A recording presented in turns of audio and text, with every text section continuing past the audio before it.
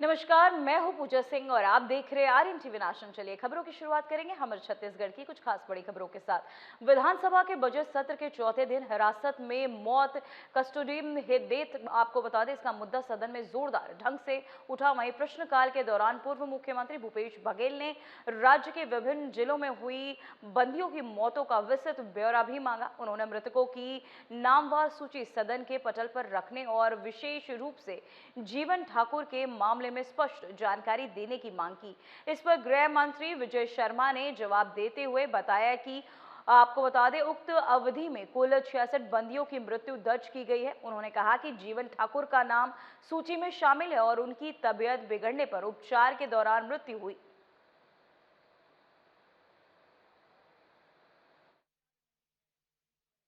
देख, जीवन ठाकुर से खतरा ये था। देखिए, उसको फर्जी केस में उसको पट्टा मिला हुआ है, वो उसमें धान बेचते थे, उसमें लोन लिया हुआ था और उसके बाद इन्होंने शिकायत की थी, गांव वाले शिकायत किए थे, भारतीय जनता पार्टी के नेता लोग पानी के अंदर जो जमीन है उसका पट्टा बना लिए थे।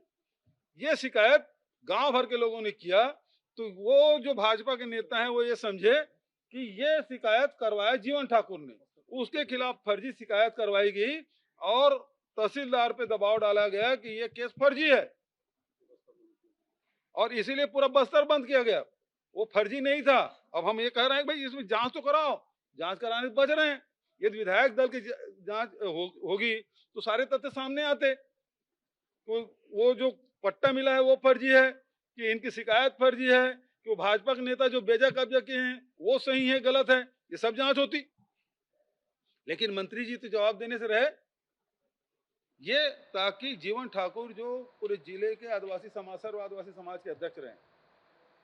तो वहीं छत्तीसगढ़ के मुख्यमंत्री विष्णुदेव साय से आज नया रायपुर स्थित मुख्यमंत्री निवास कार्यालय में भारतीय क्रिकेट टीम के पूर्व कप्तान कपिल देव ने सौजन्य मुलाकात की। मुख्यमंत्री उन्होंने बेल मेटल की प्रकृति और पुण्य भूमि छत्तीसगढ़ कॉफी टेबल बुक भेंट कर सम्मानित भी किया।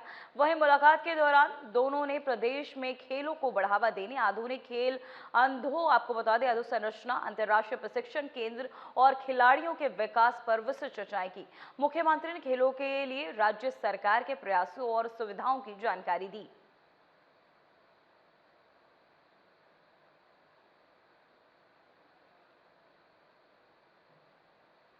तो वहीं विधानसभा में उप मुख्यमंत्री विजय शर्मा ने नशीले पदार्थों के खिलाफ प्रदेश में की गई कार्यवाही की जानकारी दी।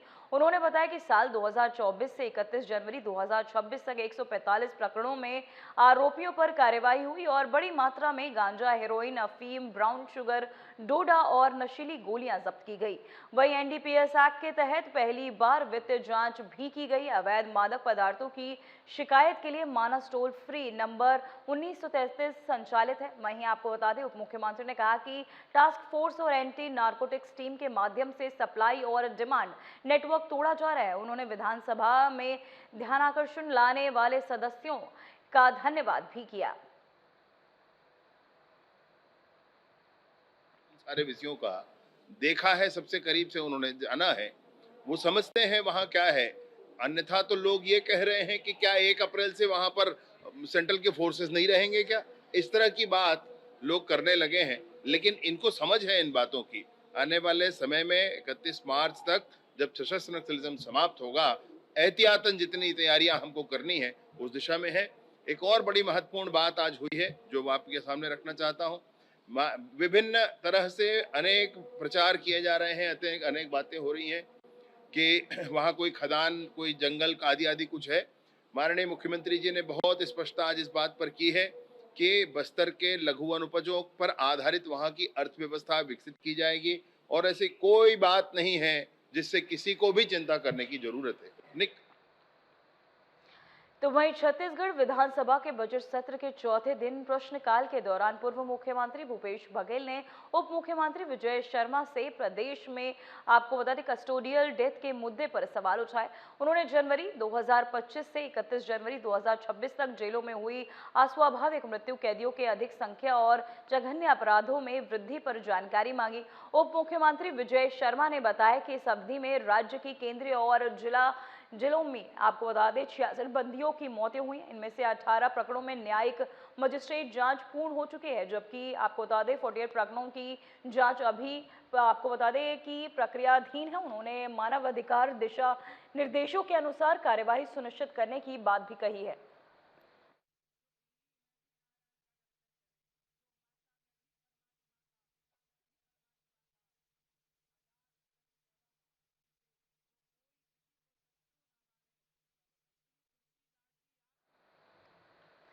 तो वहीं विधानसभा में जेलों में हुई कस्टोडियल डेथ को लेकर सत्ता और विपक्ष आमने सामने आ गए। गृह मंत्री विजय शर्मा ने जानकारी दी कि जनवरी 2025 से 31 जनवरी 2026 तक राज्य की केंद्रीय और जिला जेलों के कुल 66 बंदियों की मृत्यु दर्ज की गई है। इनमें से 18 मामलों में न्यायिक मजिस्ट्रेट जांच पूरी हो चुकी है, जबकि 48 मामलों में जांच जारी। उन्होंने कहा कि सभी मामलों में राष्ट्रीय मानवाधिकार आयोग के दिशा निर्देशों का पालन किया जा रहा है। गृह मंत्री ने स्पष्ट किया कि पंकज साहू का मामला निर्धारित अवधि से पहले का है और इसलिए आंकड़ों में शामिल नहीं है। वहीं जीवन ठाकुर को न्यायालय की अनुमति से कांकेर से रायपुर लाया गया था और उपचार के दौरान उनकी मृत्यु हुई।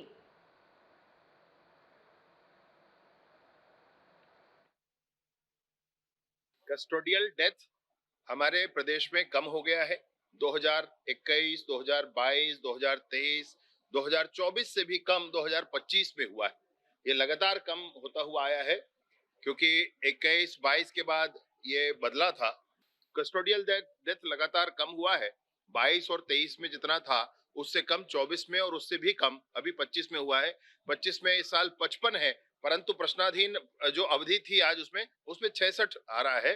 उसके संदर्भ में बात हुई है। एक विशेष प्रकरण के संदर्भ में चिंता पूर्व मुख्यमंत्री जी की थी, और उस संदर्भ में मैंने सदन में स्थिति बहुत स्पष्ट किया कि किस तरीके से असहयोग के कारण, किस तरीके से स्वयं तबीयत के खराब होने के कारण उनको पहले 2 बार कांकेर के हॉस्पिटल में भर्ती कराया गया, और उसके बाद उनको रायपुर रेफर किया गया। रायपुर में वो भर्ती हुए और उसके बाद उनका स्वर्गवास हो गया, जिसके संदर्भ में स्वर्गीय जीवन ठाकुर के संदर्भ में कह रहे थे मुख्यमंत्री जी, पूर्व मुख्यमंत्री जी, तो मैंने उसके बारे में सदन में स्पष्ट किया है। तो वहीं शहर में वायु प्रदूषण गंभीर रूप ले चुका है। बढ़ते निर्माण कार्य, औद्योगिक गतिविधियां, भारी वाहनों की आवाजाही और सड़कों पर उड़ती धूल ने हवा की गुणवत्ता पर सीधा असर डाला है। कई इलाकों में घर, बाजार और जल स्रोत धूल की परत से ढके नजर आते हैं। वहीं विशेषज्ञों का कहना है कि पीएम कणों की आपको बता दें अधिकता से कई रोग का खतरा बढ़ता है। वहीं बच्चों और बुजुर्गों पर इसका प्रभाव अधिक और गंभीर होता है। पर्यावरण संरक्षण और विकास परियोजनाओं के बीच विरोधाभास भी सामने आया। सड़क चौड़ीकरण और निर्माण के नाम पर पेड़ों की कटाई बढ़ रही है, वहीं जबकि पेड़ हवा को शुद्ध करने और तापमान नियंत्रित करने का काम करते हैं। इस बीच कांग्रेस ने पर्यावरण कार्यालय के बाहर प्रदर्शन कर सवाल उठाया कि हवा की गुणवत्ता लगातार गिर रही है, लेकिन जिम्मेदार विभाग चुप क्यों है। अब प्रशासन की कार्रवाई पर सभी की निगाहें टिकी हैं।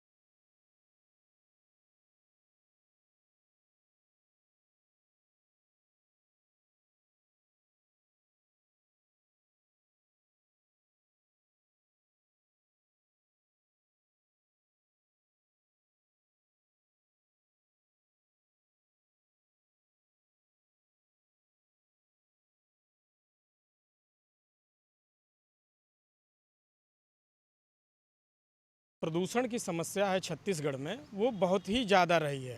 एक आपको होगी, यह देखना होगा, महत्वपूर्ण विषय होगा। कैमरामैन दाऊलाल के साथ अखिलेश द्विवेदी की रिपोर्ट, रायपुर। तो वहीं विधायक संगीता सिन्हा ने विधानसभा में सरकार से जल जीवन मिशन के क्रियान्वयन पर स्पष्ट जवाब मांगा। उन्होंने कहा कि मंत्री ने 111 गांवों को पूर्ण बताया, लेकिन जमीनी हकीकत इससे कुछ अलग ही है। कई गांवों में पानी टंकियां लीकेज है, पाइपलाइन उखड़ी हुई हैं और कई जगह नल तक नहीं लगे हैं। आज टंकियों में पानी रिसाव हो रहा है और पाइपलाइन अधूरी है। कई गाँव में काम ठेकेदारों के भुगतान न मिलने के कारण बंद पड़े हैं। विधायक ने कहा कि वास्तविक स्थिति में स्पष्ट जवाब और ठोस कार्यवाही जरूरी है, ताकि ग्रामीणों को योजनाओं का सही लाभ मिल सके। था उसमें मंत्री जी का जवाब आया कि 111 गांव पूर्ण हैं। तो मैंने बस पूर्ण की परिभाषा जानना चाहिए, क्योंकि पूर्ण कहना आसान है, सिर्फ पेपर में वर्क है। हम गांव में गए, वहां पे देखे कि कहीं पे भी पूर्णता नहीं दिखा। कई गांव ऐसे हैं कि जिसका टंकी लीकेज है, कई गांव ऐसे हैं जिनका पाइपलाइन सही नहीं है, पाइपलाइन उखड़ा हुआ है, कई गांव ऐसे हैं जिसमें नल नहीं लगे हैं। और उसके बाद पूर्णता होने के बाद जो उसका जो खर्च आ रहा है उसको पंचायत उठा रही है। तो ये पूर्णता का निशानी नहीं है। मैंने संतुष्ट मैं नहीं हूँ मंत्री जी के क्वेश्चन आंसर से। उसके बाद दूसरा था गुणवत्ताहीन के लिए क्या कार्रवाई की है, उसमें कोई जवाब नहीं आया। मेरे यहाँ 8 टंकी ऐसे हैं जो गुणवत्ताहीन है, पानी टपक रहा है, रिसाव हो रहा है, साथ में पाइपलाइन बिछा हुआ नहीं है, कहीं पे कुछ भी नहीं है। उसको गुणवत्ताहीन के लिए भी किसी प्रकार संतुष्टिजनक जवाब नहीं आया। तीसरा था 99। तो वहीं मनेंद्रगढ़ स्थित एमसीबी जिला मुख्यालय में छत्तीसगढ़ प्रदेश की जिला इकाई ने एक विवादित फिल्म के विरोध में कलेक्टर को ज्ञापन सौंपा। समाज के प्रतिनिधियों का कहना है कि फिल्म का शीर्ष और कथानक सामाजिक सौहार्द को प्रभावित कर सकता है। उन्होंने राष्ट्रीय फिल्म विकास निगम के अध्यक्ष से भी मामले में हस्तक्षेप की मांग की है। समाज ने चेतावनी दी है कि आपको बता दें, यदि समय रहते उचित कार्यवाही नहीं की गई तो आगे आंदोलन करने पर मजबूर होंगे।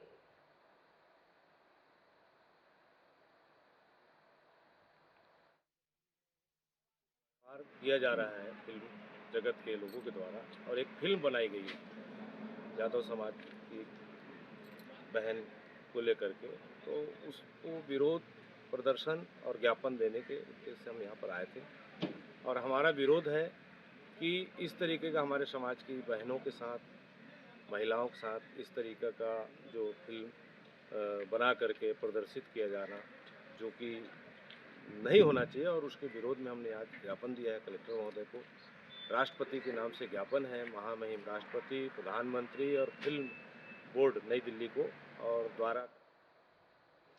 तो वहीं दुर्ग जिला अंतर्गत भिलाई नगर थाना क्षेत्र में सेक्टर 6 स्थित साईं मंदिर में देर रात हुई बड़ी चोरी की घटना से इलाके में सनसनी फैल गई। जानकारी के अनुसार 3 से 4 नकाबपोश बदमाश रात करीब 2 से 2:30 बजे के बीच मंदिर परिसर में घुसे।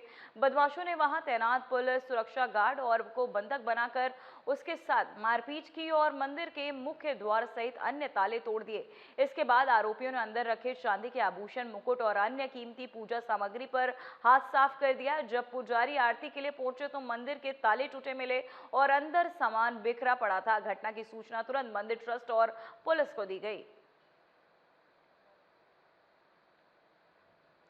तो वहीं कलेक्टर और जिला दंडाधिकारी डॉक्टर संजय कन्नौज के निर्देश पर रेत के अवैध परिवहन में संलिप्त वाहनों पर लगातार कार्यवाही जारी है। मंगलवार और बुधवार को सरिया तहसीलदार कोमल साहू और थाना टीम ने 12 ट्रैक्टर को सरिया थाना से सुरक्षार्थ रखा।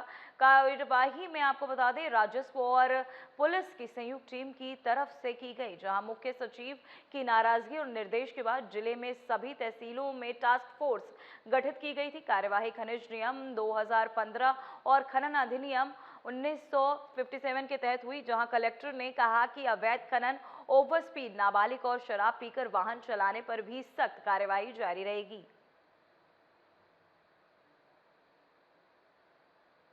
माइनिंग इंस्पेक्टर और तहसीलदार के साथ एक टीम बनाया गया। उसी के आदेश के परिपालन में आज रतनपाली, विजयपुर रतनपाली गांव में 3 ट्रैक्टर बिना दस्तावेज के रेत परिवहन करते हुए पाए गए हैं। उनको जब्त करके थाना प्रभारी के सपोर्ट किया गया है। आगे भी इस प्रकार की कार्रवाई जारी रहेगी। जी, इसी संबंध में हमको आज ओवर स्पीडिंग और कुछ नाबालिग द्वारा ट्रैक्टर चलाया जाना और रेत परिवहन किए जाने की सूचना मिली थी, तो हम लोग उस पर कार्रवाई करने गए और इस प्रकार का जो भी अवैध रेत परिवहन करता है, ओवर स्पीडिंग से चला रहा है उस पे। तो वहीं पेंड्रा शिवनी मुख्य सड़क मार्ग पर धरहर गांव के पास एक बड़ा सड़क हादसा हुआ। शादी में शामिल होने के लिए जा रहे ग्रामीणों से भरी पिकअप वाहन अनियंत्रित होकर खेत में पलट गई। इस हादसे में लगभग 50 लोग घायल हुए हैं, जिनमें सबसे ज्यादा बच्चों की संख्या। प्रारंभिक जानकारी के अनुसार वाहन ड्राइवर नशे की हालत में वाहन चला रहा था, जिससे हादसा हुआ। स्थानीय लोगों की मदद से सभी घायलों को 112 मरवाही पुलिस और एम्बुलेंस की सहायता से जिला अस्पताल लाया गया, जहां उनका उपचार जारी है।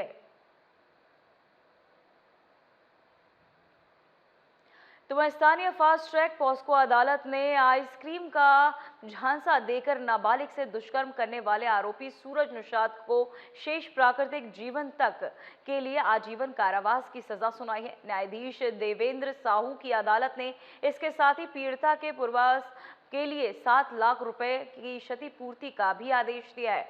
महिला थाना पुलिस की त्वरित कार्यवाही और ठोस साक्ष्यों के आधार पर आरोपी को ये कड़ी सजा मिली है। एसएसपी शशि मोहन सिंह ने स्पष्ट किया कि महिलाओं और बच्चों के खिलाफ अपराध करने वालों को किसी भी सूरत में बख्शा नहीं जाएगा। तो वहीं रायगढ़ जिले के कापू थाना क्षेत्र में एक बड़ा सड़क हादसा हुआ है। कापू धर्मजयगढ़ मार्ग पर विजय घाट के धुमावदार मोड़ के पास वाहन खाई में पलट गया। पुलिस के अनुसार हादसे में 2 लोगों की मौत हो गई। इसके अलावा एक व्यक्ति गंभीर रूप से घायल है और 2 अन्य को रायगढ़ रेफर किया गया। कुल मिलाकर लगभग 13 लोग घायल बताए जा रहे हैं। पिकअप वाहन में लगभग 20 से 25 यात्री सवार थे। घटना की शुरुआती जानकारी के अनुसार वाहन चालक ने नियंत्रण खो दिया, जिससे पिकअप सड़क किनारे खाई में गिर गई। सभी यात्री छाल थाना क्षेत्र के ग्राम बंगूर सूता से, आपको बता दें, सगाई कार्यक्रम में शामिल होकर लौट रहे थे। सूचना मिलते ही पुलिस और स्थानीय ग्रामीण मौके पर पहुंचे। घायलों को तत्काल नजदीकी अस्पताल पहुंचाया गया, जहां उनका प्राथमिक उपचार किया जा रहा है। फिलहाल हमारे छत्तीसगढ़ में इतना ही। देखते रहिए आरएन टीवी नेशनल। मुझे दीजिए इजाजत। नमस्कार।